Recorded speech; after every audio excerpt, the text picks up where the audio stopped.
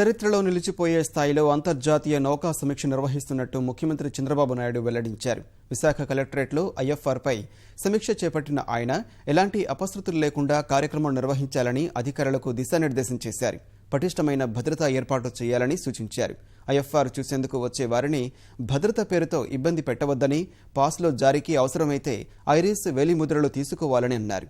ఆకర్షణీయ నగరాల జాబితాలో విశాఖకు 8వ స్థానం దక్కడంపై జీవీఎంసీ కమిషనర్ను ముఖ్యమంత్రి అభినందించారు. సమీక్షలో తూర్పు నౌకాదళ అధిపతి వైస్ అడ్మిరల్ సతీష్ సోని, మంత్రి గంట, ఎంపీ ముత్తంశెట్టి శ్రీనివాస్, ఎమ్మెల్యేలు, జిల్లా అధికారులు పాల్గొన్నారు. ఇది ఒక పెద్ద ఈవెంట్, ఒక పెద్ద అవకాశం మన ప్రతిభ మనం చూపించడానికి.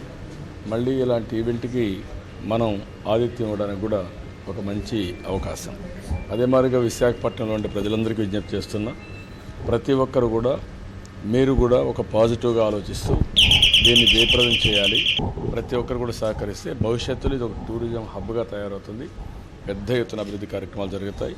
అదే మాదిరిగా 51 దేశాల నుంచి మొత్తం కూడా కన్ఫర్మేషన్ వచ్చింది. ఒక 87 మంది ఈ యొక్క ఇంటర్నేషనల్ ఫ్లైట్ రివ్యూలో సమీక్ష కూడా అంటే ఆ కాన్ఫరెన్స్ కూడా వాళ్ళంతా కన్ఫర్మ్ చేశారు. మన లా అండ్ ఆర్డర్ కూడా మన వాళ్ళకందరికీ స్పష్టమైన ఆదేశాలు ఇచ్చాం. కొంత ఖర్చు కూడా అవుతుంది, అయినా కూడా అంత డబ్బులు ఇస్తున్నాం. అన్ని విధాల జాగ్రత్తలు తీసుకుంటున్నాం. ఎక్కడ కూడా ఏ చిన్న విషయంలో కూడా రాజీ పడే సమస్య లేదు.